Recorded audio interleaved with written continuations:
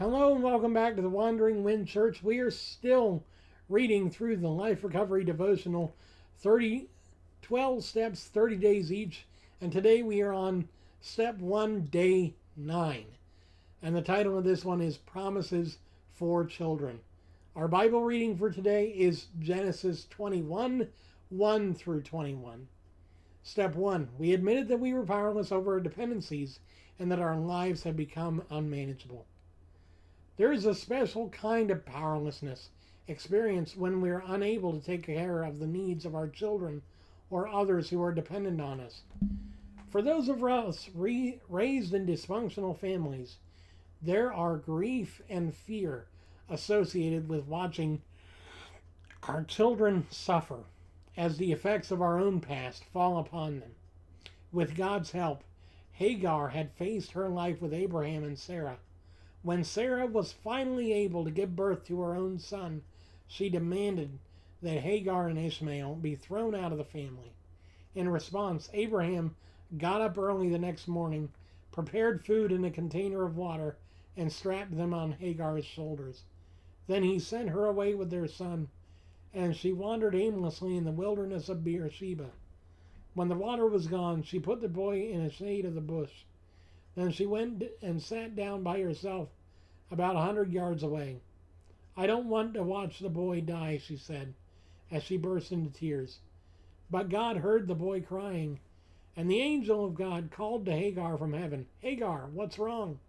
Do not be afraid. God has heard the boy crying as he lies there. Go to him and comfort him, for I will make a great nation from his descendants." Then God opened Hagar's eyes, and she saw a well full of water. She quickly filled her water container and gave the boy a drink.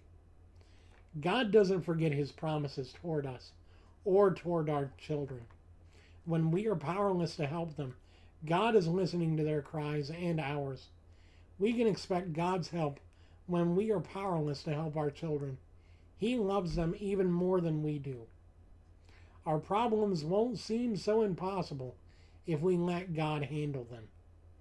That is very, very convicting, honestly, because I tend to, in times of distress, in times of worry, I worry about taking care of Mom because she lives with me. She helps me by cleaning the house, cooking the meals, but also helping me to manage the bills because I'm not very money-minded yet. I'm working on that.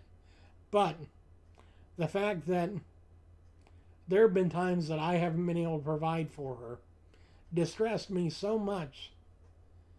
I was looking for any and every way to do so. But I forgot one way. I forgot that I could call on God and he would hear me and he would give me an answer. He might not give me the answer I want or the answer I think I need. Honestly, there have been times I've thought I needed one answer and he gave me a completely different one. But you know what? That's how God works. He gives us what we need, not what we think we need, not what we want, not what we're expecting to get. God, I need a car. Please give me a new car. Instead, he might give you a friend that has a car that can give you rides places. God, I need a new house. My old house is going to be foreclosed on. I need somewhere to live.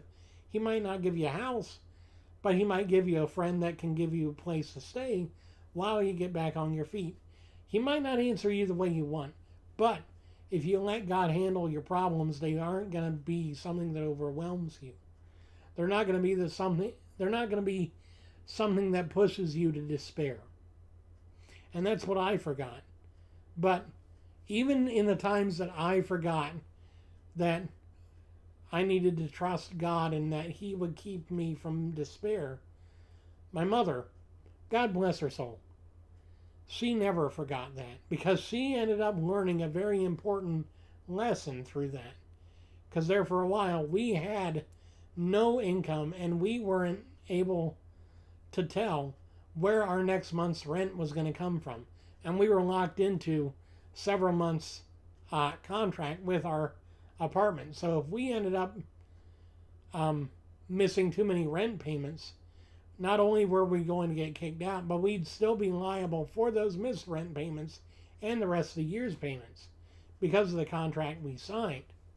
So while I'm over here freaking out about we're not going to have a place to live, we're going to end up owing so much money, blah, blah, blah, Mom's over here going, why are you worrying? Why are you worrying? Has God ever failed to take care of us? And I'm like, well, I don't know. I don't know where he has. And Mom's like, seriously? He gave you life. And boy, was it a rough start, but he kept you alive still. I'm like, okay, fair point.